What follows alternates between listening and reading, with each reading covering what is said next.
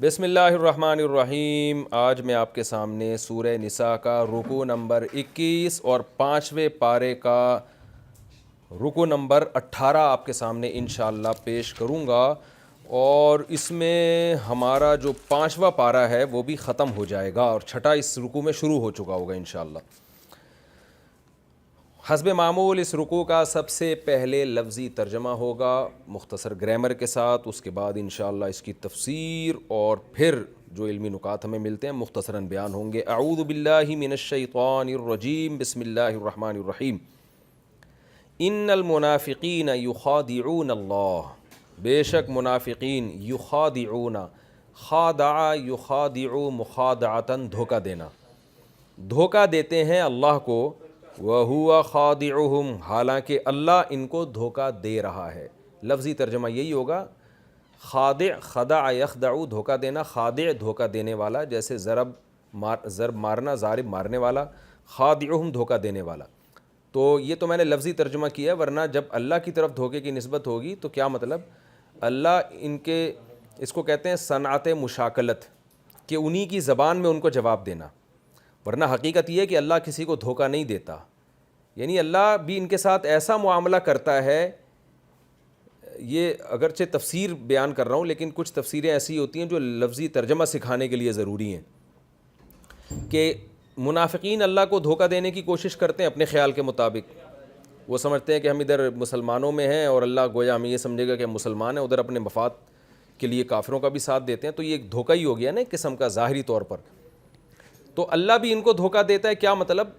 اللہ بھی ان کے ساتھ معاملہ ایسا کرتا ہے جس سے یہ خوش فہمی کا شکار ہو جاتے ہیں، یعنی فوراً اللہ ان کو سزا نہیں دیتا بلکہ ان کو ترقیاں دیتا ہے، اور سزا آخرت میں ملے گی۔ تو اس ترقی سے یہ سمجھتے ہیں کہ اللہ ہمارے اس عمل سے ناراض نہیں ہے، تو اس استدراج اور اس ڈھیل کو دھوکے سے تعبیر کیا گیا ہے۔ اب سوال پیدا ہوتا ہے، دھوکے کا لفظ تو برا ہے، تو اللہ اپنے لیے دھوکے کا لفظ کیوں استعمال کرتا ہے؟ تو اس کا جواب یہ سمجھیں کہ دھوکہ کی نسبت اللہ کی طرف کرنا حرام ہے، ناجائز ہے، برا ہے، لیکن بعض چیزیں ایسی ہوتی ہیں کہ جب کسی خاص پیرائے میں وہ ذکر کی جاتی ہیں، کسی خاص چیز کے جواب میں، تو وہ بری نہیں ہوتی، اور یہی صنعت مشاکلت کہلاتی ہے۔ جیسے کہ ایک آدمی مجھے آ کے کہے کہ فلاں جو ہے وہ آپ کو گالیاں دینے والا ہے، تو میں جواب میں کہوں کہ وہ مجھے جب گالیاں دے گا نا تو میں اس کے راز فاش کروں گا، اور راز ایسے فاش کروں گا کہ پتہ چل جائے گا دنیا کو کہ یہ اصل برا یہ خود ہے، جو الزامات مجھ پہ لگا رہا ہے اصل میں وہ یوں ہے۔ تو اس بات کو میں کیسے تعبیر کروں گا کہ کوئی شخص مجھے آ کے کہے کہ وہ فلاں آپ کو گالیاں دے گا، تو میں جواب میں کہا گالیاں تو میں اس کو دوں گا۔ کیا مطلب؟ گالیاں نہیں دوں گا میں، بلکہ میں ایسا کام کروں گا جس سے وہ اتنا بدنام ہو جائے گا جتنا وہ مجھے گالیاں دے کے میں بدنام نہیں ہوں گا۔ تو یہ جب جواب میں یہ لفظ استعمال کیا جاتا ہے تو یہ برا نہیں لگتا، ایک نارملی یہ لفظ استعمال کیا جائے گا تو برا ہوگا۔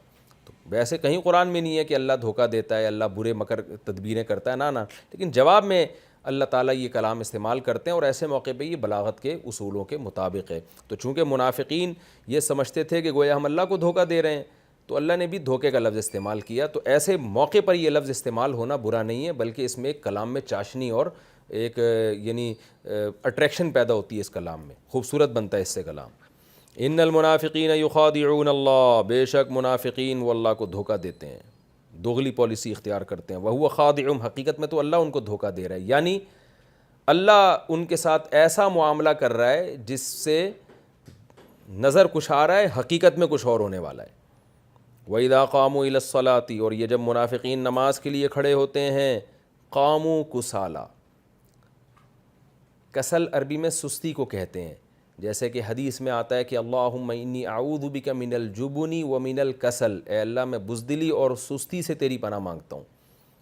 تو کسالہ یہ جمع ہے، قاموا کسالى، فرمائیں یہ لوگ کھڑے ہوتے ہیں سست ہو کے۔ منافقین جب نماز کے لیے کھڑے ہوتے ہیں تو سستی کے ساتھ کھڑے ہوتے ہیں۔ یراؤون الناس، یرائیون تھا یزاربون کی طرح، رعا سے نکلے دکھانا، یہ دکھاتے ہیں لوگوں کو، یعنی لوگوں کو دکھانے کے لیے نماز پڑھتے ہیں۔ ولا یذکرون اللہ الا قلیلا، اور ذکر نہیں کرتے اللہ کا مگر بہت تھوڑا۔ مذبذبین بین ذالک، مسلمانوں اور کافر کے درمیان ذالکہ سے یہ مراد ہے، یعنی یہ سے مراد کہ دو کلچر تھے نا اس وقت، ایک کافروں کا تھا ایک مسلمانوں کا، تو اللہ اس کی طرف اشارہ کر کے کہہ رہے ہیں کہ اس کے درمیان یہ مذبذب ہیں، تذبذب کا شکار ہیں، لٹکے ہوئے ہیں بیچ میں، لا الہ اولائی، نہ تو ہیں الہ اولائی ان کی طرف، ولا الہ اولائی، اور نہ یہ پورے ہیں ان کی طرف، یعنی حقیقت میں تو کافر ہیں، ظاہری طور پر مسلمان ہیں، تو نہ ادھر کے رہے نہ ادھر کے رہے۔ وَمَن يُضْلِلِ اللَّهُ، اور جس کو گمراہ کر دے اللہ، فَلَن تَجِدَ لَهُ سَبِيلًا، اے مخاطب تو ہرگز اس کے لیے راستہ نہیں پائے گا، کوئی ہدایت کا راستہ۔ اللہ نے ان کی بدعمالیوں کی وجہ سے ان کو گمراہ کر دیا۔ یا ایھا الذین آمنوا، اے لوگو جو ایمان لائے ہو، لا تتخذوا الکافرین اولیاء، کافروں کو دوست مت بناؤ، من دون المؤمنین، مومنین کو چھوڑ کر، اتریدون، آ کا معنی کیا، تریدون ارادہ کرتے ہو، کیا تم یہ چاہتے ہو، ان تجعلوا للہ، کہ تم بناؤ اللہ کے لیے، علیکم اپنے خلاف، سلطانا مبینہ، واضح دلیل، تم یہ چاہتے ہو کہ یعنی اللہ جب تمہیں سزا دینا چاہے تمہارے خلاف ہو جائے تو اللہ کے پاس واضح دلیل ہو تمہیں نقصان پہنچانے کی۔ وہ واضح دلیل کیا ہوگی کہ تم مسلمانوں کو چھوڑ کر ان سے دوستی لگاتے تھے، یعنی تم اللہ کی حجت اپنے اوپر تام کرنا چاہتے ہو۔ ان المنافقین، بے شک منافقین، فی الدرک الاسفل، درک کہتے ہیں درجے کو، درجے میں ہوں گے، الاسفل، اسفل کمپیریٹیو ڈگری ہے، سافل عربی میں نچلے مقام کو کہتے ہیں، جیسے والتین والزیتون میں ہے نا اسفل سافلین، تو سفلیات کا لفظ آپ نے سنا ہوگا، نچلے کام، تو الاسفل دوسرے کے مقابلے میں نیچے، یعنی سب سے جو تمام درجات میں جو سب سے نیچا درجہ ہوگا من النار، آگ کا، اس درجے میں منافقین ہوں گے۔ وَلَن تَجِدَ لَهُمْ نَصِيرًا، اور اے مخاطب تو ہرگز ان کے لیے کسی کو مددگار نہیں پائے گا، إِلَّا الَّذِينَ تَابُوا، ہاں وہ لوگ جو توبہ کر لیں، وَأَصْلَحُوا، اور آئندہ کے لیے اپنے اعمال کو درست کر لیں، وَاعْتَصَمُوا بِاللَّهِ، اور اللہ کے کو مضبوطی سے تھام لیں، یعنی کافروں کو چھوڑ کے اللہ سے دوستی لگا لیں، وَأَخْلَصُوا دِينَهُمْ لِلَّهِ، اور خالص کر لیں اپنے دین کو اللہ کے لیے، ریاکاری چھوڑ دیں، فَأُولَٰئِكَ مَعَ الْمُؤْمِنِينَ، تو یہ لوگ مومنین کے ساتھ ہیں، وَسَوْفَ يُؤْتِ اللَّهُ، اور ان قریب دے گا اللہ تعالیٰ، المؤمنین، مومنین کو، اجرًا عظیما، بہت بڑا اجر۔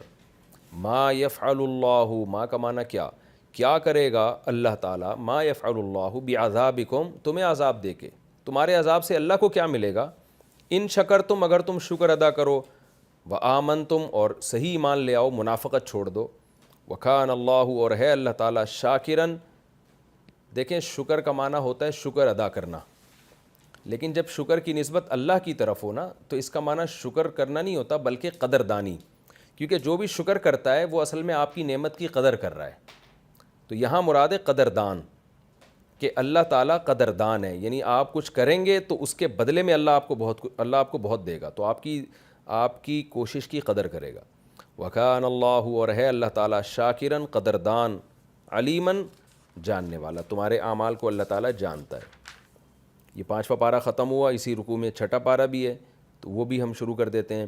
لا يحب اللہ، نہیں محبت کرتا اللہ، نہیں پسند کرتا اللہ تعالیٰ، الجہر بالسوء، سو کہتے ہیں برائی کو، برائی کے تذکرے کو، جہر کا معنی، جہر اصل میں کسی چیز کو علانیتاً کرنا، یعنی کسی کے سامنے برائی کرنا، یوں سمجھیں کہ اللہ تعالیٰ برائی کے تذکرے کو پسند نہیں کرتا، من القول، بات میں سے، یعنی ایسا جہر جس کا تعلق بات سے ہو، تو خلاصہ یہ نکلا کہ بری بات کو اللہ پسند نہیں کرتا، برائی کے تذکرے کو اللہ پسند نہیں کرتا، الا، مگر اس شخص کے لیے، من ظلم، جس پر ظلم کیا جائے، یعنی جس پہ ظلم کیا جائے وہ اگر تذکرہ کرتا ہے، جس کی تفصیل انشاءاللہ میں آگے بتاتا ہوں۔ وکان اللہ، اور ہے اللہ تعالیٰ، سمیعاً، سننے والا، علیماً، جاننے والا۔ ان تبدو خیراً، اگر تم ظاہر کرو گے خیر، اچھی بات کو، او تخفوہ، یا مخفی کرو گے اس کو، اچھی بات کو، او تعفو عن سوء، یا تم برائی سے چشم پوشی کرو گے، معاف کرو گے، درگزر کرو گے، فإن اللہ کانا، تو ہے اللہ تعالیٰ، عفواً، معاف کرنے والا، قدیراً، قدرت والا۔ ان الذین، بے شک وہ لوگ، یکفرون باللہ جو اللہ کا انکار کرتے ہیں، ورسولہ اور اس کے پیغمبروں کا انکار کرتے ہیں، ویریدون اور یہ چاہتے ہیں ان یفرقوا بین اللہ ورسولہ کہ وہ تفریق کر دیں، فرق کر دیں اللہ میں اور اس کے رسولوں میں، اللہ اس کے رسولوں میں فرق کرنا چاہتے ہیں۔ کیسے؟ آگے آ رہا ہے وَيَقُولُونَ وہ یہ کہتے ہیں نُؤْمِنُ بِبَعْضٍ کہ ہم ان میں سے بعض پر تو ایمان لائیں گے، وَنَكْفُرُ بِبَعْضٍ اور بعض پر ایمان نہیں لائیں گے، بعض کا ہم انکار کریں گے، وَيُرِيدُونَ اور وہ یہ چاہتے ہیں أَن يَتَّخِذُوا کہ ٹھہرا لیں وہ بَيْنَ ذَلِكَ سَبِيلًا اس کے درمیان ایک راستہ، یعنی آدھا ایمان لا رہے ہیں آدھا نہیں لا رہے، بیچ کا کوئی راستہ نکالنے کی کوشش کر رہے ہیں۔ اولئک هم الکافرون حقا یہی لوگ ہیں پکے کافر، کافر ہیں یہ لوگ حقا ثابت شدہ پکے کافر ہیں۔ وَأَعْتَدْنَا اور ہم نے تیار کر رکھا ہے للکافرین کافروں کے لیے عذاباً عذاب مہینہ ذلت والا۔ والذین آمنوا باللہ ورسولہ اور جو لوگ ایمان لاتے ہیں اللہ پر اس کے رسولوں پر، وَلَمْ يُفَرِّقُوا اور تفریق نہیں کرتے بین احد منہم ان میں سے کسی کے درمیان بھی، اولئک یہ وہ لوگ ہیں سوف یؤتیہم اجورہم عن قریب اللہ ان کو ان کا اجر دے گا، وکان اللہ غفورا رحیما اور ہے اللہ تعالیٰ معاف کرنے والا اور رحم کرنے والا۔ یہ تو جی اس رکوع کا لفظی ترجمہ ہو گیا مختصر گرامر کے ساتھ۔ اس رکوع کی تفسیر بھی بہت آسان ہے، ہم اب اس کی تفسیر کی طرف آتے ہیں۔ ان المنافقین یخادعون اللہ وہو خادعہم، اس سے پہلے والی رکوع میں چونکہ منافقین کا تذکرہ چل رہا ہے جو اپنے مفاد کے لیے حق کا راستہ چھوڑ دیتے ہیں۔ اس سے پہلے رکوع میں اللہ نے حکم دیا تھا نا کہ حق پر قائم رہو، صحیح بات کرو، انصاف کی بات کرو اگرچہ تمہارے اگینسٹ ہی کیوں نہ ہو۔ تو منافقین اس اصول کے بالکل اپوزٹ چلتے ہیں، تو ان کا تذکرہ ہو رہا تھا، تو اب اللہ نے انہی منافقین کی برائی بیان کی ہے اس رکوع میں بھی کہ منافقین اللہ کو دھوکہ دیتے ہیں اپنے خیال کے مطابق، یعنی وہ یہ سمجھ رہے ہوتے ہیں کہ ہم، یعنی جو ان حقیقت میں تو ان کی نیت دھوکہ دینے کی نہیں ہوتی، لیکن ان کے عمل سے لگ رہا ہوتا ہے کہ یہ اللہ کو دھوکہ دینے کی کوشش کر رہے ہیں۔ جیسے کوئی آدمی برے عمل کر رہا ہو نا، تو اور جہاں مفاد ہو ادھر جا رہا ہو، کبھی اس کو مفاد اس طرف ہو تو ادھر جاتا ہے، کبھی مفاد اس طرف ہو تو ادھر جاتا ہے، تو ہم اس کو کیا کہیں گے؟ یار تو سمجھتا ہے کہ معاذ اللہ اللہ بے وقوف ہے، حالانکہ وہ یہ سمجھتا نہیں ہے، لیکن اپنے عمل سے یہ بتا رہا ہوتا ہے کہ گویا اللہ کو تو پتہ ہی نہیں ہے۔ تو یہی انداز قرآن نے یہاں اختیار کیا ہے کہ منافقین کا یہ خیال ہے کہ وہ اللہ کو دھوکہ دے رہے ہیں، حالانکہ اللہ کو تو کوئی دھوکہ نہیں دے سکتا، کیونکہ وہ اسلام پر بھی کی طرف بھی نسبت کر رہے ہیں اور کفر کی طرف بھی نسبت کر رہے ہیں اپنی، تو وہ یہ سمجھتے ہیں کہ گویا اس سے، یعنی عمل سے یہ ظاہر کر رہے ہیں گویا اللہ معاذ اللہ بیوقوف بن جائے گا، معاذ اللہ نقل کفر۔ تو اللہ فرماتے ہیں حقیقت میں اللہ ان کو دھوکہ دے رہا ہے۔ کیا مطلب؟ دھوکہ تو اللہ نہیں دے سکتا، یعنی اللہ ان کے ساتھ ایسا معاملہ کر رہا ہے جیسا وہ شخص جو کسی کو دھوکہ دینا چاہتا ہو وہ معاملہ کرتا ہے۔ کیا مطلب؟ اللہ ان کو فوراً عذاب نہیں دے رہا، ان کو فوراً ترقیاں مل رہی ہیں جن سے یہ لوگ یہ سمجھتے ہیں کہ ہم کامیاب ہو گئے، حالانکہ اس گناہ پر ان کو جو سزا ملنے والی ہے وہ بہت خطرناک ہے۔ تو یہ مطلب ہے کہ ظاہری معاملہ اللہ کا ان کے ساتھ جو ہو رہا ہے اس سے ہی اللہ کے بارے میں غلط فہمی کا شکار ہو گئے ہیں۔ تو یہ ایسے ہی ہے جیسے اللہ ان کو وہ معاملہ کر رہا ہے جو کوئی دھوکہ دینے والا کسی کے ساتھ کر رہا ہوتا ہے۔ تو یہ بڑی خطرناک بات ہے کہ اللہ ان کے ساتھ ایسا معاملہ کر رہا ہے کہ جس سے ان کو آخرت میں اور نقصان ہوگا، کیونکہ اللہ ان کو فوراً سزا دیتا رہتا ہے نا، تو یہ اتنے جرم میں آگے نہ جاتے۔ فرمایا دوسری برائی ان میں کیا؟ اذا قاموا الی الصلاۃ جب یہ نماز کے لیے کھڑے ہوتے ہیں، قاموا کسالى سستی کے ساتھ کھڑے ہوتے ہیں۔ نماز کا ذکر اس لیے کیا کہ اسلام میں اسلام کی اور ایمان کی سب سے بڑی علامت نماز ہے۔ منافقین نماز نہیں چھوڑتے تھے کیونکہ ان لوگ سمجھ جاتے کہ یہ تو کافر ہیں، تو مجبوراً نماز میں ان کو بہرحال آنا پڑتا۔ لیکن جب نماز دل سے نہ ہو اور یہ ظاہر کرنے کے لیے ہو کہ ہم مسلمان ہیں، صرف یہ شو کرنے کے لیے ہو، دھوکہ دینے کے لیے، تو ظاہر ہے نماز جیسی عبادت میں پھر دل کہاں لگے گا۔ تو اس لیے ان کی کیفیت یہ ہوتی تھی سستی کے ساتھ، جیسے کوئی گن پوائنٹ پہ کسی کو گھسیٹ کے لا رہا ہوتا ہے۔ فرمایا سستی کے ساتھ کھڑے ہوتے ہیں، یراؤن الناس لوگوں کو دکھا رہے ہوتے ہیں، اللہ کی رضا نہیں ہوتی بلکہ دکھانا ہوتا ہے کہ ہم بھی مسلم ہیں تاکہ ہمیں مسلمانوں والے والی سہولتیں ملیں ہمیں, جنگ میں مال غنیمت ملے. ولا یذکرون اللہ الا قلیلا, اور اللہ کا ذکر بھی بہت تھوڑا کرتے ہیں. یعنی نماز میں اللہ کو اتنا یاد کرتے ہیں کہ جس سے دیکھنے والا یہ سمجھے کہ واقعی نماز پڑھ رہا ہے. پراپر ذکر کرتے بھی نہیں ہیں اس میں. تھوڑے کا مطلب یہ ہے, یعنی وہ تھوڑا بھی دوسروں کو دکھانے کے لیے ہوتا ہے, اور دکھانے کے لیے تھوڑا بھی کافی ہوتا ہے جس سے اگلا سمجھ جاتا ہے کہ نماز پڑھ رہا ہے. جیسے منہ اوپر سے ہلانا یا رکوع سجدہ کر لینا, یہ ایسا ذکر ہے جو دیکھنے میں تو والا تو یہی سمجھے گا کہ یہ نماز پڑھ رہا ہے. مذبذبین بین ذلک, فرمایا درمیان میں لٹکے ہوئے لوگ ہیں. کافر تو آرام سے خراٹے لے رہا ہے, وہ تو نہ فجر پڑھ رہا ہے نہ ظہر پڑھ رہا ہے, اس کو اس ٹینشن کی ضرورت ہی نہیں ہے. تو یہ کیا ہے, درمیان میں لٹکے ہوئے ہیں. لا الہ الا ولا الہ الا, نہ ادھر کے ہیں نہ ادھر کے ہیں. حقیقت میں تو پورے کافر ہی ہیں یہ, لیکن ظاہری طور پر تو یعنی یہ ان کی ایک اندر کی حالت کو بیان کیا جا رہا ہے کہ کیسی قسمہ پرسی کی زندگی ہے ان کی, کہ بھئی یا تو ادھر ہو جاؤ یا ادھر ہو جاؤ. تو اپنے آپ کو عذاب میں ڈالا ہوا ہے انہوں نے, اور آخرت کا عذاب تو اس سے بھی زیادہ ہوگا جیسے کہ آگے آ رہا ہے. تو اللہ فرماتے ہیں کہ یہ ان کو نفاق سے توبہ کرنے کا اصل میں حکم دیا جا رہا ہے, موٹیویٹ کیا جا رہا ہے کہ چھوڑ دو اس عذاب میں اپنے آپ کو کیوں ڈالا ہوا ہے. لا الہ الا ولا الہ الا, نہ ادھر کے نہ ادھر کے. ومن یضلل اللہ فلن تجد له سبیلا, اللہ ان کے ان حالات سے دلیل پکڑتے ہیں کہ دیکھو جس کو اللہ گمراہ کر دے واقعی اس کے لیے کوئی راستہ نہیں ہے. تو ان کمبختوں کو ان کی بدعمالیوں کی وجہ سے اللہ نے گمراہ کیا ہوا ہے کہ بھائی پراپر طریقے سے اسلام میں داخل ہو جاؤ تاکہ نماز میں تمہیں لذت آئے, خشوع و خضوع آئے. تو کیسے تم پڑھنی تو ہے تم نے مسلمانوں کو دکھانے کے لیے, تو بہتر نہیں ہے کہ دل سے پڑھ لو. تو اللہ فرماتے ہیں واقعی جس کو خدا گمراہ کر دے اس کے پاس واقعی کوئی راستہ نہیں ہے. تو یہ بھی ان کی بدعمالیوں کی سزا ہے جس کی وجہ سے ان کی یہ حالت ہو رہی ہے. آگے اللہ اہل ایمان کو خطاب فرما رہے ہیں کہ تم منافقوں کی طرح نہ ہو جاؤ, تم ایک طرف رہنا.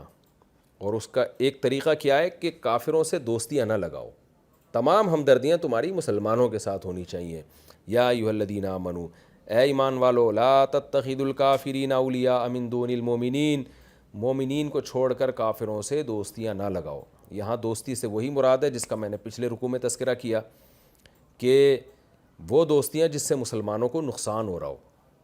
ایک ویسے ہی آپ کافر کوئی آپ کا دوست ہے اور اس سے اچھا سلوک کرتے ہیں, وہ برا نہیں ہے, لیکن وہ دوستی کہ جس میں مسلمانوں کے مفاد پہ زد پڑتی ہو, تو ایسی دوستی تو صرف مسلمانوں سے لگائی جائے گی. تو اللہ نے فرمایا تم منافقین کی طرح مومنین کو چھوڑ کر کافروں سے دوستیاں مت لگاؤ.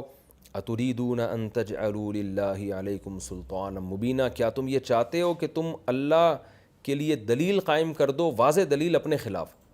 یعنی قیامت میں جب اللہ تمہیں عذاب دے گا تو تم کہو گے اللہ تو مجھے کیوں عذاب دے رہا ہے. تو اللہ کے پاس ایک مضبوط دلیل ہوگی کہ تم مومنین کو چھوڑ کر کافروں سے دوستیاں لگاتے تھے. اس کا مطلب تم مومن نہیں تھے, تمہیں اسلام سے محبت نہیں تھی, تم آخرت پر یقین نہیں کرتے تھے. تو تمہارا جو یہ عمل ہے نا, یہ تمہارے خلاف ایک بہت مضبوط دلیل ہوگی اللہ کے پاس. تو دنیا میں کوئی بھی عقل مند اپنے خلاف دلائل کبھی جمع نہیں کرتا. ہر عقل مند یہ چاہتا ہے کہ بھئی میرے خصم کے خلاف دلائل جمع ہو. تو اللہ فرماتا ہے تم کیسی بے وقوفی کر رہے ہو کہ اپنے خلاف دلائل جمع کر رہے ہو. اس سے ہمیں یہ پتہ چلتا ہے کہ اہل ایمان کا ساتھ چھوڑ دینا مشکلات میں اور اہل باطل کی طرف ہو جانا, جیسے کہ ہماری حکومتیں بھی بعض دفعہ کر رہی ہوتی ہیں, قومیں اس میں مبتلا ہو جاتی ہیں کہ مفاد کی خاطر اپنی قوم کو چھوڑ کر جو حق پر ہوتی ہے باطل قوموں کا ساتھ دینا شروع کر دیتی ہیں. تو یہ کتنا بڑا جرم ہے. گویا آپ قیامت کے دن اپنے عذاب کے لیے اللہ کے پاس دلائل کے انبار لگا رہے ہو کہ اللہ مجھے عذاب دیتے وقت نا یہ دلائل دے دینا میرے خلاف. تو اتنا بڑا جرم ہے یہ. آگے اللہ نے فرمایا کہ یہ جو نفاق ہے نا, مفاد پرستی کے لیے پینترے بدلنا, یہ اتنا بڑا جرم ہے کہ اللہ ایسے مجرموں کو کافروں سے زیادہ قیامت میں سزا دے گا. کیونکہ کافر تو ایک طرف ہے, کھلا ہوا دشمن ہے, اور یہ دشمن آستین کے سانپ ہوتے ہیں. ان المنافقین فی الدرک الاسفل من النار, فرمایا بے شک منافقین جہنم کی آگ کے سب سے نچلے طبقے میں. سب سے نچلے کا طبقے کا مطلب ایک طبقہ تو کافروں کے لیے ہوگا, یہ اس سے بھی نیچے طبقے میں ہوں گے. ولن تجد لهم نصیرا, اور تم ان کے لیے کوئی مددگار نہیں پاؤ گے. آج تو جب مسلمان ان کو سزا دینے کے لیے آتے ہیں تو کافر ان کی حمایت میں کھڑے ہو جاتے ہیں, اور جب کافر ان کو نقصان پہنچاتے ہیں تو مسلمان ان کی حمایت میں کھڑے ہو جاتے ہیں. تو کوئی نہ کوئی ان کا حامی ہے, تبھی تو یہ منافق ہیں کہ ہر طرف سے حمایت ملے. لیکن قیامت کے دن ان کا کوئی مددگار اور کوئی حامی نہیں ہوگا.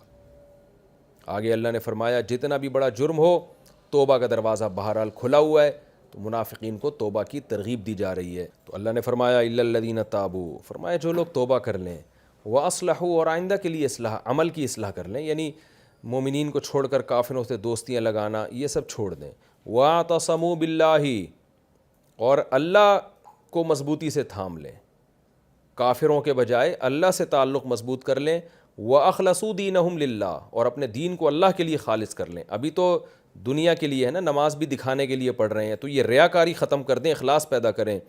فَأُولَٰئِكَ مَعَ الْمُؤْمِنِينَ، تو ایسے لوگ پھر عام مومنین کے ساتھ ہیں، تو پھر اللہ ان کو سزا نہیں دے گا۔ وَسَوْفَ يُؤْتِ اللَّهُ الْمُؤْمِنِينَ أَجْرًا عَظِيمًا، اور اللہ تو عنقریب مومنین کو بہت بڑا اجر دینے والا ہے۔ تو ایسے منافق اگر توبہ کر کے اپنے اعمال کو درست کر لیں تو وہ بھی اس اجر عظیم میں مومنین کے ساتھ شریک ہو جائیں گے۔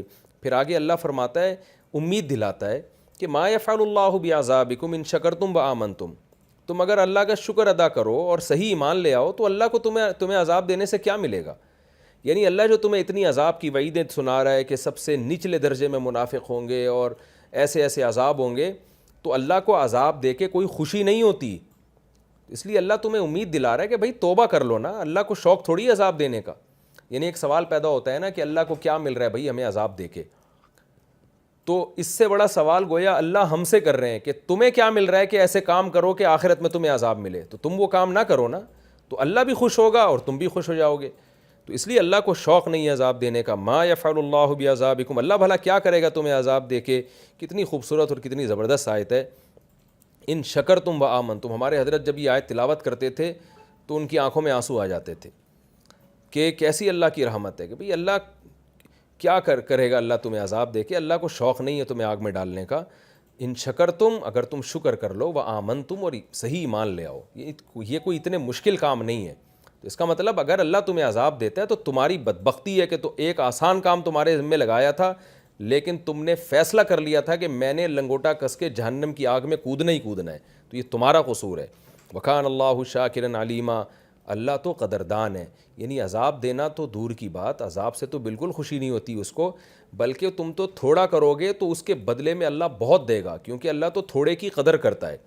وہ تو اس کی تو رحمت ہے کہ وہ جتنا بدلہ بنتا ہے اتنا نہیں دیتا، اس سے زیادہ نوازتا ہے اپنے بندوں کو۔ علیمہ، اور جاننے والا بھی ہے، جو کچھ نیکیاں تم کر رہے ہو اللہ کو ایک ایک چیز کی خبر ہے، اس پر قیامت کے دن تمہیں اجر دے گا۔ آگے چھٹا پارہ شروع ہو رہا ہے، لا يحب اللہ الجہر بالسوء من القول الا من ظلم، کیونکہ منافقین کی شرارتیں بہت تھیں، نقصان پہنچاتے تھے، اجتماعی بھی انفرادی بھی۔ تو بعض دفعہ یہ ہوتا تھا کسی پہ ظلم ہو گیا، کسی صحابی پہ، اب وہ کسی کو بیان کر رہے ہیں وہ ظلم کہ فلاں نے میرے ساتھ یہ کیا، فلاں یہ گڑبڑیں کر رہا ہے، تو اس پہ لوگ ناپسند کرتے تھے، کیونکہ غیبت اسلام میں حرام ہے، ناجائز ہے، اور برائی کا تذکرہ بھی ناجائز ہے۔ تو ایسے موقع پہ اللہ نے فرمایا کہ واقعی برائی کا تذکرہ ناجائز ہے، لیکن جس پر ظلم ہوا ہو اس کی زبان سے جواب میں جو برائی کا تذکرہ ہوگا وہ برا نہیں ہے، کیونکہ وہ تو بدلہ ہے نا۔ اس کی مثال ایسے ہے جیسے آپ نے کسی کو جا کے زور سے تھپڑ لگا دیا، اب لوگ کہیں گے بھائی کسی کے ساتھ زیادتی کرنا برا ہے، تو آپ کیا کہو گے؟ بھائی اس نے بھی مجھے تھپڑ لگایا تھا۔ تو واقعی کسی کو تھپڑ لگانا برا ہے، لیکن تھپڑ کے جواب میں تھپڑ لگانا برا نہیں ہے۔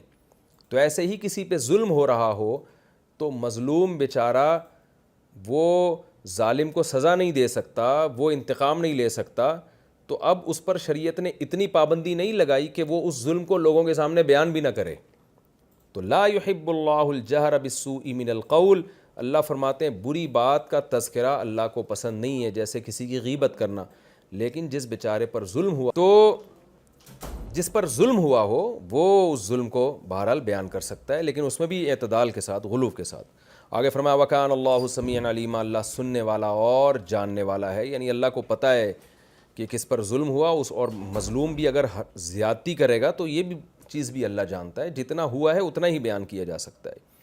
ان تبدوا خیرا او تخفوہ، آگے اللہ فرماتے ہیں ٹھیک ہے کہ جس پر ظلم ہوا وہ اس برائی کا تذکرہ کر سکتا ہے، لیکن افضل کیا ہے وہ آگے اللہ نے بیان کیا۔ ان تبدوا خیرا، اگر تم خیر کی بات کو ظاہر کرو، او تخفوہ، یا خیر کی بات چھپاؤ، یعنی کھلے عام بھی خیر کی باتیں کیا کرو، نجی محفلوں میں بھی خیر کی باتیں کیا کرو، او تعفو عن سوء، یا تم برائی سے درگزر کر دیا کرو، جیسے کسی پر ظلم ہوا اور وہ اس کو درگزر سے کام لے لے تو فإن اللہ کان عفوا قدیرا، تو اللہ بھی معاف کرنے والا اور قدرت والا ہے.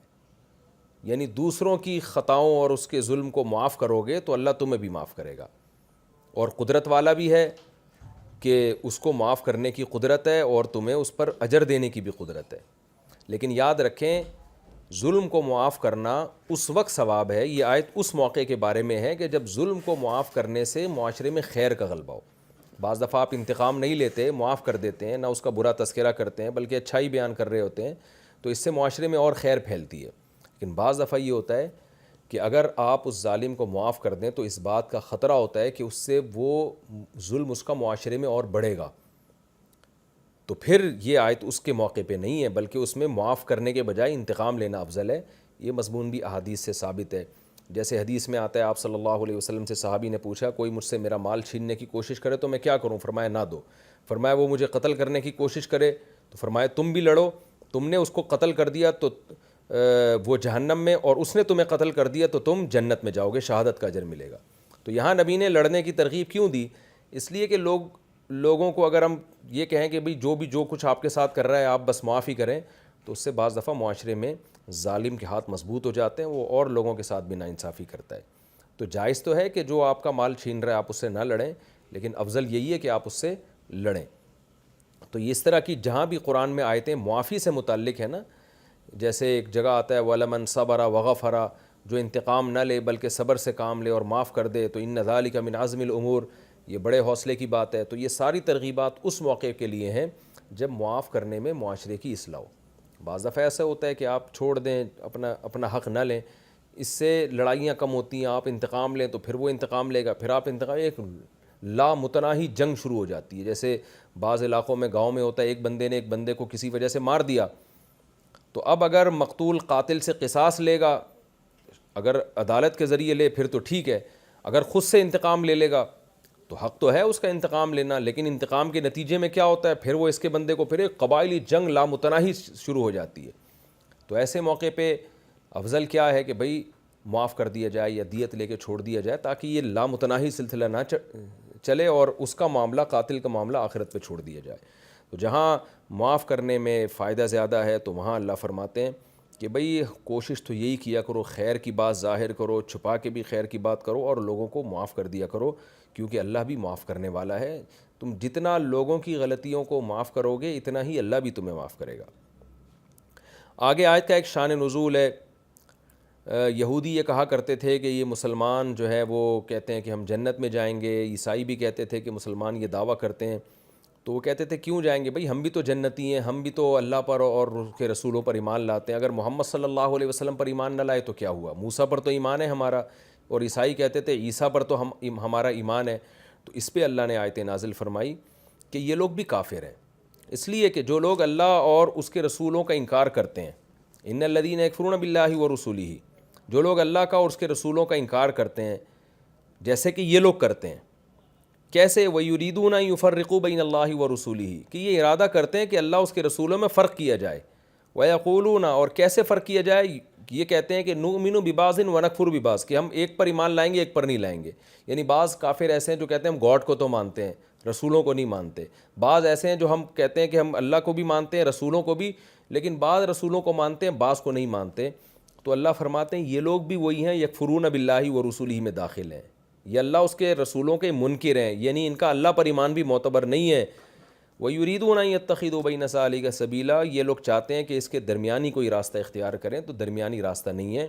اللہ پر ایمان لانا ہے تو تمام لوازمات کے ساتھ، رسول پر ایمان لانا ہے تو تمام لوازمات کے ساتھ. اس لیے کہ جو اللہ کو مانتا ہے اللہ کے رسولوں کو نہیں مانتا تو وہ اللہ کو بھی نہیں مانتا، کیونکہ اللہ ہی نے حکم دیا ہے رسولوں پر ایمان لانے کا. خدا جس نے کائنات کو بنایا وہ تمام پیغمبروں پر ایمان لانے کا حکم دیتا ہے. اگر آپ نہیں لاتے تو اس کا مطلب آپ اللہ کو غلط سمجھتے ہو. اللہ کہہ رہے ہیں یہ میرے پیغمبر ہیں اور آپ کہہ رہے ہو کہ نہیں ہے، اس کا مطلب آپ اللہ کو جھوٹا قرار دے رہے ہیں.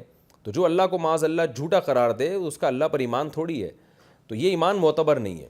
تو جب اللہ نے ثابت کر دیا دلائل سے، دلائل قاطعہ سے، براہین قاطعہ سے کہ محمد صلی اللہ علیہ وسلم سچے رسول ہے، اس پر معجزے قائم کر دیے، اس کے بعد اگر کوئی یہودی یا عیسائی نبی کا انکار کرتا ہے تو وہ اللہ کا انکار کر رہا ہے، اللہ کو غلط قرار دے رہا ہے. پھر وہ یہ کہتا ہے کہ میں اللہ پر ایمان رکھتا ہوں، اللہ اس ایمان کو معتبر نہیں مانتے۔ یہی تذکرہ اس آیت میں کہ اللہ پر ایمان اسی کا معتبر ہوگا جو اللہ اور رسولوں کے درمیان فرق نہیں کرے گا۔ فرق کا مطلب یہ نہیں ہے کہ اللہ اور رسول کا درجہ ایک جیسا مانے گا، وہ تو ظاہر ہو نہیں سکتا، یعنی ایمان لانے میں فرق کرنا کہ بعض پر ایمان لائے بعض پر نہ لائے، تو یہ ایمان اللہ کے ہاں معتبر نہیں ہے۔ اس آیت سے صاف پتہ چلتا ہے کہ جو صرف اللہ پر ایمان لانے والی قومیں ہیں ان کی قیامت میں بخشش نہیں ہوگی، ان کو رسولوں پر بھی ایمان لانا پڑے گا۔ جو رسولوں میں سے کسی ایک پیغمبر کا بھی انکار کر دے تو وہ اسلام سے بالکل خارج ہے، کافر ہے، اور اس کا یہ کہنا کہ میں اللہ پر ایمان رکھتا ہوں یہ کہنا معتبر نہیں ہے۔ ہاں کسی کو رسولوں کی خبر ہی نہیں پہنچی تو پھر وہ معذور ہے، اس کا صرف اللہ پر ایمان لانا بھی کافی ہوگا۔ اولئک ھم الکافرون حقا، فرمائے یہ لوگ کافر ہیں پکے۔ وَأَعْتَدْنَا لِلْكَافِرِينَ عَذَابًا مُهِينًا، اور ہم نے کافروں کے لیے ذلت والا عذاب تیار کر کے رکھا ہے۔ وَالَّذِينَ آمَنُوا بِاللَّهِ، یہ بھی جو آج کل ہمارے ایک جدید پروفیسر بڑے مشہور ہیں نا، وہ بھی یہ کہتے ہیں کہ عیسائی اور یہودیوں کے بارے میں یہ کہنا کہ وہ جہنم میں جائیں گے یہ ٹھیک نہیں ہے، اور بعض قرآن کی آیتوں سے استدلال بھی کرتے ہیں وہ، تو قرآن کی ایک آیت کو دوسری آیت کی روشنی میں حل کیا جائے گا۔ یہ والی آیت قرآن کی واضح طور پہ بتا رہی ہے کہ کسی ایک پیغمبر کا انکار ایسے ہے جیسے اللہ کا انکار، کیونکہ اللہ نے قرآن کی آیت شروع کیسے کی؟ ان الذین یکفرون باللہ ورسلہ، وہ لوگ جو اللہ اور پیغمبروں کا انکار کرتے ہیں۔ کیسے؟ صراحتاً نہیں، بلکہ اس طرح کہ بعض پر ایمان لاتے ہیں بعض پر نہیں۔ تو اس سے پتہ چلا بعض پر ایمان لانا بعض پر نہ لانا یہ اللہ کا انکار ہی ہے، قرآن کی اس آیت سے پتہ چل رہا ہے۔ تو یہ لوگ بھی کافر ہیں۔ اچھا، اس میں ان پہ بھی رد ہو گیا جو کہتے ہیں کافر کو کافر نہ کہو، اور ہم یعنی بعض پروفیسر ایسے ہیں جن سے پوچھا جاتا ہے نا کہ جو نبی کی نبوت کا انکار کرے یا ختم نبوت کا انکار کرے وہ کافر ہے، تو فوراً جواب میں کہتے ہیں کہ ہم ٹھیکیدار تھوڑی ہیں اسلام اور کسی کو مسلمان اور کافر قرار دینے کے، ہم کوئی ٹھیکیدار تھوڑی ہیں، یہ تو اللہ کا کام ہے۔ تو ہم بھی یہ کہتے ہیں کہ واقعی اللہ کا کام ہے، لیکن جب اللہ نے اس کو کافر کہہ دیا تو پھر آپ کیوں نہیں کافر کہیں گے؟ اللہ نے صاف طور پہ کہہ دیا کہ جو دین کی ضرورات کا یعنی ضروریات دین سے جو عقیدہ ثابت ہے اس کا منکر اللہ ہی کا منکر ہے اور وہ کافر ہے۔ تو جب اللہ نے کہہ دیا تو ہم اس کے کفر کو بیان کر سکتے ہیں، ہم اللہ کے کہنے سے کہہ رہے ہیں، ہم ٹھیکیدار نہیں بن رہے اس کے۔ اس لیے اللہ نے فرمایا اولئک ھم الکافرون حقا، یہ لوگ کافر ہیں پکے ڈکے، یعنی اللہ گویا بتا رہے ہیں کہ ان پروفیسروں کی باتوں میں آ کے ذرا بھی ان سے انسپائر ہونے کی ضرورت نہیں ہے، بلکہ میں تمہیں بتا رہا ہوں کہ یہ پکے کافر ہیں۔ تو صرف اللہ پر اور بعض پیغمبروں پر ایمان بھی کافی نہیں ہے، تمام پیغمبروں پر ایمان لانا پڑے گا۔ وَأَعْتَدْنَا لِلْكَافِرِينَ عَذَابًا مُهِينًا، اور پکے مومن کون ہیں ان کا بھی تذکرہ ہے۔ وَالَّذِينَ آمَنُوا بِاللَّهِ وَرُسُلِهِ، جو لوگ اللہ پر اور اس کے پیغمبروں پر ایمان لاتے ہیں، وَلَمْ يُفَرِّقُوا بَيْنَ أَحَدٍ مِّنْهُمْ، ان کے درمیان فرق نہیں کرتے۔ فرق کا مطلب یہی ہے کہ کسی پر لا رہے ہیں کسی پر نہیں لا رہے، ایسا نہیں، سب پہ لاتے ہیں۔ اولئک سوف یؤتیہم اجورہم، ان قریب اللہ ان کو ان کا اجر عطا فرمائے گا، اور اللہ معاف کرنے والا اور رحم کرنے والا ہے۔ یعنی جن کا یہ عقیدہ ہو ان سے اگر کبھی کوئی کوتاہی ہو بھی گئی تو معافی کا دروازہ بھی اللہ کی طرف سے کھلا ہوا ہے، اور اللہ رحم کرنے والا ہے۔ رحم کا مطلب ان کی حیثیت سے زیادہ اللہ ان کو نوازے گا۔ یہ رکوع ہمارا مکمل ہوا، اس میں جو علمی نکات ہیں جلدی سے میں بیان کر دوں۔ سب سے پہلی بات، اللہ تعالیٰ نے ہمیں حکم دیا کہ ہم مومنین کو چھوڑ کر کافروں سے دوستیاں نہ لگائیں۔ یہ حکم تو کافر کے بارے میں لیکن عمومی ہے کہ ہمیشہ مظلوم کو چھوڑ کر ظالم کا ساتھ دینا، ہمیشہ حق کو چھوڑ کر ظلم کا ساتھ دینا، یہ ایسے ہی ہے جیسے آپ خود ظالم ہیں۔ اور اللہ نے توبہ کا تذکرہ کیا کہ بڑے سے بڑا جرم بھی ہو جائے الا الذین تابوا واصلحوا، توبہ کر لو گے تو وہ گناہ معاف ہو جائے گا۔ اور یہ بھی اللہ نے بتایا کہ اللہ کو اپنے بندوں کو عذاب دینے کا شوق نہیں ہے، بندے خود ہی حماقتوں کی وجہ سے عذاب کے مستحق ٹھہرتے ہیں۔ یہ بھی ہمیں پتہ چلا۔ یہ بھی پتہ چلا کہ کسی لا يحب اللہ الجہر بالسوء من القول الا من ظلم میں کہ بری بات اللہ کو پسند نہیں ہے، غیبتیں پسند نہیں ہیں، لیکن کسی پر ظلم ہوا ہو تو اس ظلم کو بیان کر سکتا ہے۔ لیکن اصول یہ ہے کہ ان تبدوا خیرا او تخفوہ، اصل بات یہی ہے کہ یہ گنجائش ہے، عظیمت اسی میں ہے کہ ہمیشہ خیر کی بات کیا کرو، خیر کی بات چھپا کے بھی اور ظاہر طور پر بھی، اور اصول یہی ہے کہ لوگوں کو معاف کرنا سیکھو، او تعفوا عن سوء، ان میں اللہ نے یہ بتایا۔ چوتھی بات ہمیں یہ پتہ چلتی ہے کہ ایمان جب ہی مکمل ہوگا تمام پیغمبروں پر، اللہ پر اور تمام ضرورات دین پر ایمان لایا جائے۔ کسی ایک چیز کا بھی انکار کرو گے تو اولئک ھم الکافرون حقا، وہ لوگ پکے کافر ہیں۔ تو یہ بھی ہمیں اصول کی بات پتہ چلی۔ یہ ہمارا رکوع مکمل ہوا۔ اگلے ایپیسوڈ میں انشاءاللہ میں چھٹے پارے کا پہلا رکوع اور سورہ نساء کا 22واں رکوع پیش کروں گا. ہمارے 5 پارے الحمدللہ آج کمپلیٹ ہو گئے, بلکہ 6 پارے, 30واں بھی ملا کے, 30واں ہم نے پہلے پڑھا تھا اور 5 یہ ہو گئے, تو 6 پارے الحمدللہ ہمارے کمپلیٹ ہو چکے ہیں. اللہ سے دعا ہے کہ اللہ ہمیں اس پر عمل کی توفیق عطا فرمائے, جو کمی کوتاہی ہوئی اللہ معاف فرمائے. اگلے ایپیسوڈ میں انشاءاللہ چھٹے پارے کا یہ جو یسألوک اہل الکتابی, یہاں سے ہم اس آیت سے ہم شروع کریں گے, یعنی رکوع نمبر 2, چھٹے پارے کا رکوع نمبر 2 اور سورہ نساء کا رکوع نمبر 21 شروع کریں گے ہم انشاءاللہ, 22 شروع کریں گے ہم اگلے ایپیسوڈ سے انشاءاللہ. اللہ تعالیٰ عمل کی توفیق عطا فرمائے.